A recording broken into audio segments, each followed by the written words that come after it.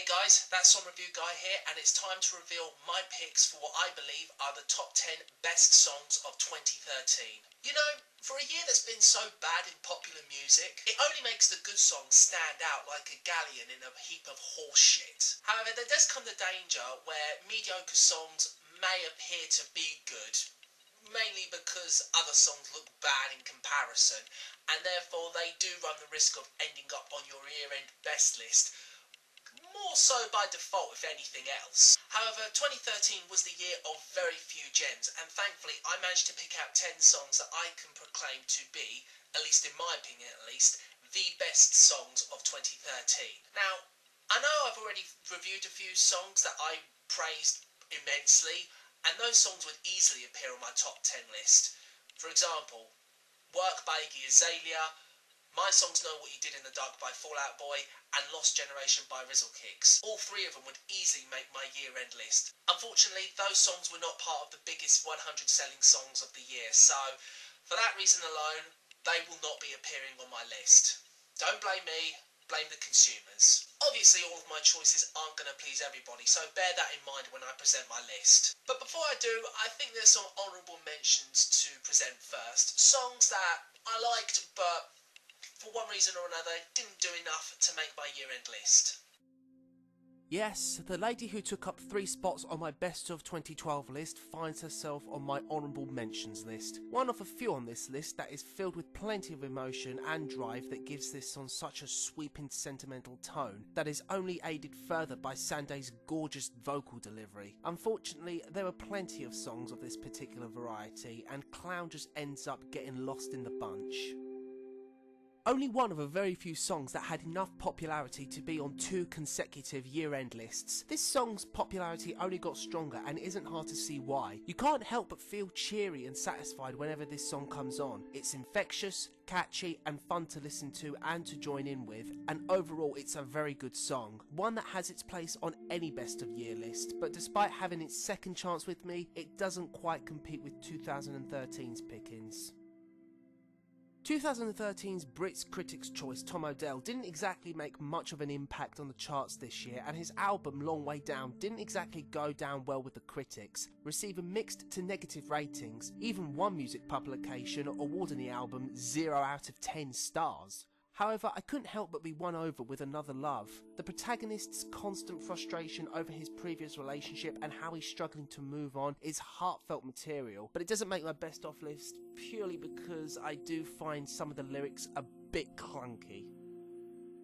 This is the 3rd down-tempo song on this list. I openly admit I do have a thing for a good piano ballad, but I do understand that they're not most people's cup of tea. And this isn't exactly a song that you would associate with Ellie Goulding, but she does a good job, blowing the original out of the water completely. Her voice works brilliantly with a minimal composition and is really beautiful, allowing her to deliver a somber yet genuine performance, but not her best song of the year.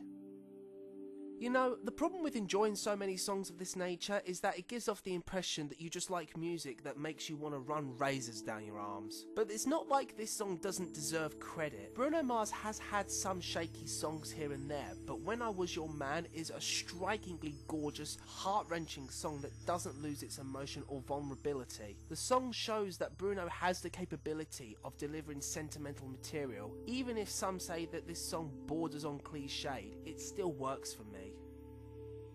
Okay, usually I would never consider putting something on a best of year list that sounds like it was created solely for a Ministry of Sound compilation disc, but there was something about So Good to Me, something about its simplicity and mellow composition that results in a chilled, easy listening house track that isn't another run-of-the-mill blaring monstrosity. It has a smooth vocal delivery that isn't drowned out by an electronic mush, and is a calm and welcoming change to an otherwise bombastic in-your-face genre. The saying less is more has never been more appropriate here.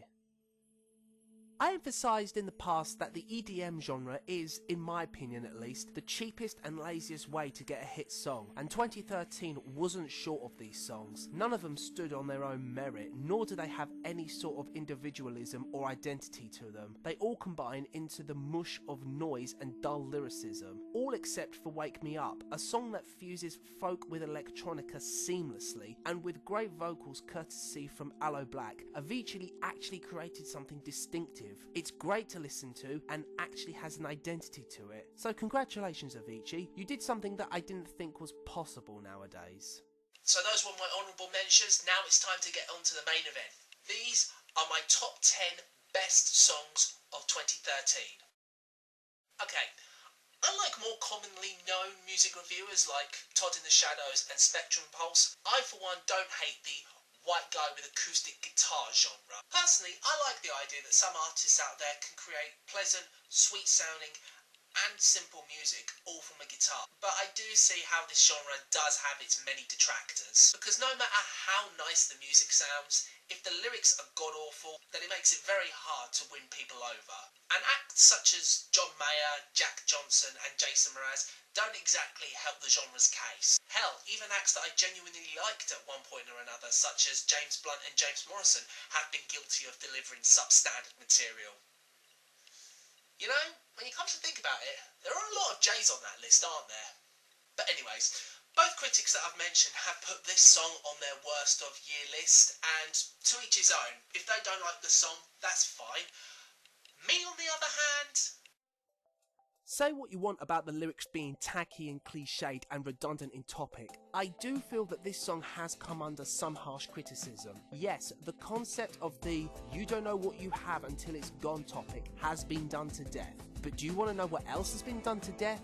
Everything. That still doesn't mean that you can't write a song about that topic and still make a sentimental and truthful piece of material. The reflective tone to the lyrics delivered by Mike Rosenberg on this song rings a sense of resonance and honesty that I defy anyone who listens to this song to say with a straight face that they themselves haven't felt like this at least once in their life. The song strikes this feeling of regret and loneliness that is very real among a relationship that has broken down. The idea that no matter how much you try and sustain the idea that there's still a chance that a relationship can be salvageable even when it's evident that it isn't, is a harsh truth that everyone has to deal with. The lyric, "Maybe one day you'll understand why everything you touch surely dies," brings about a brutal honesty that no matter what you say or do, no matter how much you believe that you can win someone back, sometimes that just isn't going to happen. Coupled with a beautiful piece of music that is sweet and charming in its presentation, I have no shame to admit that I really do like this song. Cliched? Yes, fair comment. Do I care though? Not in the slightest. There's always going to be songs out there that are cliched that we can't help but like. This song isn't the first, and it sure as hell won't be the last. Now, Drake's presence on the UK charts hasn't exactly been a thriving experience. His music has always been very stunted as far as chart success has gone. His first release in 2013 started from the bottom, didn't exactly light up the charts, nor did it do too well pertaining to sales. However, his second attempt was far more successful and was a million times better.